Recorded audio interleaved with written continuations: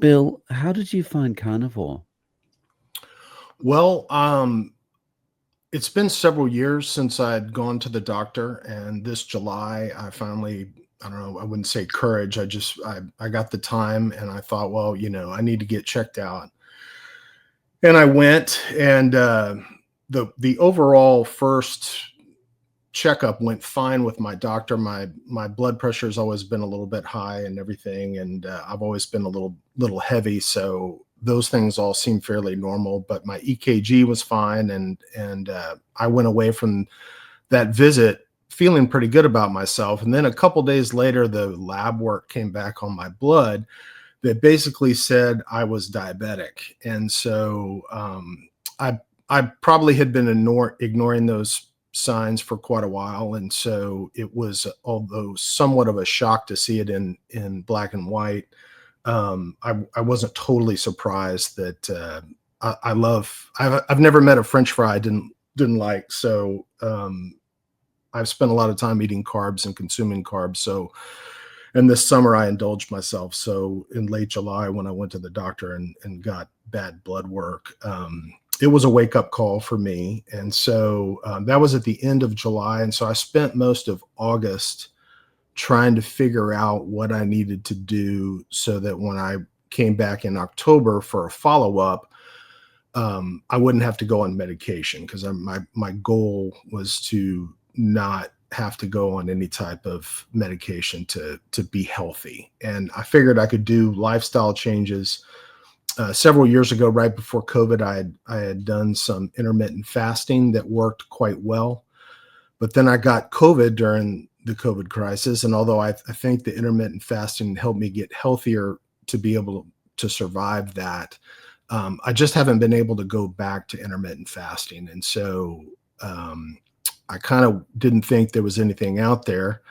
But I spent most of August looking for some type of solution to my health problem. And it was, once you start watching one video about keto, then you get turned on to carnivore. And then I started watching different folks, and not everybody suits me. I really enjoyed your show, to be quite honest with you, because I really like a realistic approach. I don't really relate to a lot of the, I don't know if you call them celebrities, but a lot of the people that are in the carnivore YouTube network, I don't really relate to them, but I really related to the people that you were interviewing. I felt like what you were doing was very down to earth and believable. And so I thought, you know what, let me give carnivore a try. Between then and my late October doctor's visit, I decided to start on September 1st and with full carnivore. And then it's been magic ever since. So September 1st. So that means it's only been what, 2.5 months? About that, yes. Yes. Right. And so what's happened in that 2.5 months? Well, I went back to my doctor on October. So I went on July 18th was my first visit. I got my results back about July 20th. And then I went back on October 22nd, and I had lost 20 pounds. And my numbers were just incredibly, most of them were significantly improved. And so would you like me to go through some of those numbers? Yeah, just maybe some generally, like, your A1C or something like that. Okay, so my A1C in July was 9.6. And that's the number that scared me the most. And so I was very focused on getting that down. My glucose at that time was it was 264. I don't know what ALT stands for, but that was at 48. And my triglycerides were 439. So that was my July 18th lab results that scared me straight into carnivore. And so on September 1st, I started doing like a little bit of a keto thing. I definitely cut out as many carbohydrates as I could, but prior to September 1st. But on September 1st, I made a full lifestyle commitment to do carnivore, give it a 30 to 60 day test. And then when I went back on October 22nd to my doctor, I wanted to see where we were and see if this was truly working. I knew that it was working because I was losing weight and I was feeling better when I didn't even realize that I was feeling negatively before that. I had some swelling in my feet different times. When I take my socks off, I'd see a line for a while. Different things like that I just was, I guess, ignoring, that were signs of pre-diabetes or full diabetes. But the July blood test woke me up, and then I did the carnivore, went back on October 22nd, and my A1C went from 9.6 down to 6.1. Not quite where it needs to be, but definitely a significant boost. I was 261 when I went to the doctor on July 18th. I was 241, 20 pounds exactly, when I went back on October 22nd. My glucose went from 264 down to 136. Again, I don't know what my ALT is, but that went from 48 to 37. And then most notably, my triglycerides went from 439 down to 97, which is, I believe, normal range. And I've always That's a been, massive drop. yes. So the nurse who was taking my vitals, she's like, do you realize you lost 20 pounds? I said, yes, I do realize that. And she goes, wow, that's great. And then I didn't realize that, because before, when I first had my A1C done, it was in a full blood, like it wasn't an instantaneous thing. She pricked my finger and was able to do, I guess, an instantaneous A1C. I was unaware that that's what she was doing, or how that was working out. And when the doctor came back in a little bit later, he looked astonished. He was like, you've lost 20 pounds. Your A1C is dropped to almost normal. He goes, what are you doing? And whatever you're doing, keep doing it. And he's like, are you exercising? What's going on? And I said, no, I'm not. At first I didn't want to tell him. I didn't want to tell him I was doing carnivore. So I told him that I'd cut out all processed foods, which I did. I'd cut down on my carbohydrates, which I did. And, and I'd just been eating right. I hadn't really exercised to the extent that I would call it exercise. But that was basically it. And he said, well, whatever you're doing, it's working. And so he suggested that I keep doing it. And he wants to do a follow-up in 3 months, in January, to see, where my blood work is there.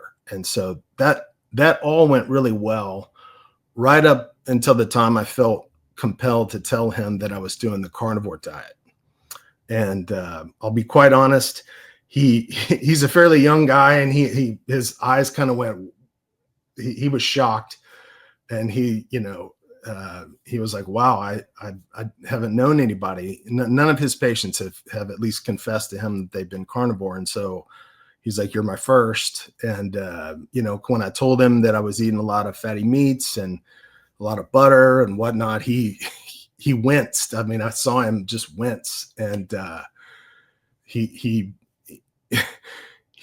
probably doesn't know fully what carnivore is, but when I kind of gave him just a glimpse of what it was, I could tell that I didn't need to keep going on. It was upsetting him from a doctor's perspective. And so I just kind of said, well, my blood work's good. He's happy with where the trajectory I'm on. And so let's just keep doing this and see where we go from there. And so, and during that meeting, we took the blood work. And so he didn't have it in that particular meeting, what my glucose was or my ALT or my triglycerides. He just knew that my A1C had gone from 9.6 to 6.1. It was a day or two later that the labs came back and showed the other goodness. Now, I'll tell you some of my other numbers. My cholesterol has remained high. I was 252 on the 18th of July, and then it only went down 1 point. I went down 251, but considering the amount of meat and saturated fat I've been eating, I think that's kind of a miracle in of itself that it's gone down any. My HDL went from 32 up to 34. So that's still low. It's not quite where it needs to be, but both of those are heading in the right direction. and I've been strict carnivore since September 1st. Haven't cheated once. So, um, and I feel great, which is, a huge part of why I'm doing this as well. And I mean, at the end of the day, that's the most important thing, right? Yeah, Because the numbers are awesome, but it's also kind of from going to the doctor perspective, it's almost like passing a test, right? At the end of the day, it's how you feel, right. right? Exactly. Mm. And Um, when I started, I was doing a pretty detailed journaling of what I was eating just to make sure I was doing it right. But after about a month and feeling like I had it down, I stopped doing that. I also stopped weighing myself. However, I did, in anticipation of your interview today, I did weigh myself just now a little while ago, and I was 235. So I went from 261 down to 241, and then 235 is today's weight. So I'm definitely heading. My ideal weight, if I'm muscular and thin or thinner, is about 225, 220 to 225. So I'm doing. I'm also headed in the right trajectory when it comes to my weight. nice. So, how have other people around you reacted to this? So obviously you're visually changing because you are losing the weight. So has anyone said, what's going on? What are you doing? Oh yes, so several people. I'm quite visible in my religious organization as well as at work and with a variety of other groups of people, and I see them probably every couple of weeks in large chunks. And people that hadn't seen me in a while have noticed that I'm quite slimmer. My jackets are fitting quite nice, and so people have asked me several times, and a lot of people have made the assumption that I'm on one of those like Ozempic type drugs because they've seen such a radical change in me.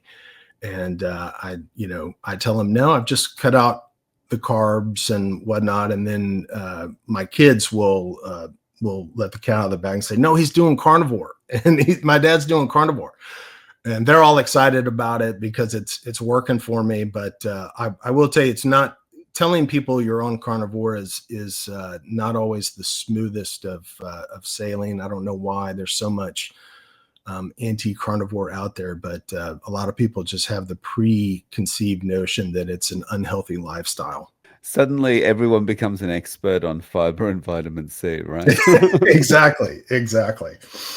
It's almost easier for me to tell them I'm on Ozempic than it is for me to tell them on carnivore, to be quite honest. And what a sad indictment on society overall that for most of us, it would be easier just to say that. You'd Yes, say, we're taking an experimental drug is easier than I changed my diet. exactly. Exactly. Yeah. So how are you eating day to day? So I'm doing, I didn't mean to do it, but I just started doing kind of an intermittent fasting regime. I try to eat lunch as late as possible, and I try to eat dinner as early as possible. And like I said before, I was trying to journal that as close as possible, but I eat with my family in the evenings. I eat on my own for lunch, but um, I eat with my family in the evening. So whenever we're all together is when I can eat dinner. And so if that's at 6, that's ideal for me. If it's at 8, so be it. I'll eat later. My intermittent fasting window will expand, but I'm not really trying to do uh, intermittent fasting. But I'm eating a lot of red meat, some lamb, chicken. I try to eat fish as much as I can, but I'll be honest, although I love the taste of fish, fish is not very filling for me. If I eat, even a lot of fish, a little bit later, it's kind of like Chinese food. You eat it, and then a little bit later, you're hungry. That I find that's how I deal with it. So red meat has been truly my go-to. I eat a lot of that every week, and I'll be honest, it's really hard. My wife always complained that I was too much of a meat eater before, and that this is too good to be true. This carnivore thing, because all I'm doing is eating meat. And I felt that way at first until I got my results back, and also when I would hop up on the scale and see that I was losing weight, I'm like, I'm eating so much meat. Where's it going? Because it's not coming out, and I'm not adding it on the scale. Where is that meat going? So it's been working great for me, and the only real complication in my life is trying to not overfill the fridge with meat sales and bothering my wife with the smell of meat in the house as often as I cook it. Right. But, overall, they can see the change in you. You said your kids are excited about it. Yes, They're quite happy for you to be doing this, yeah.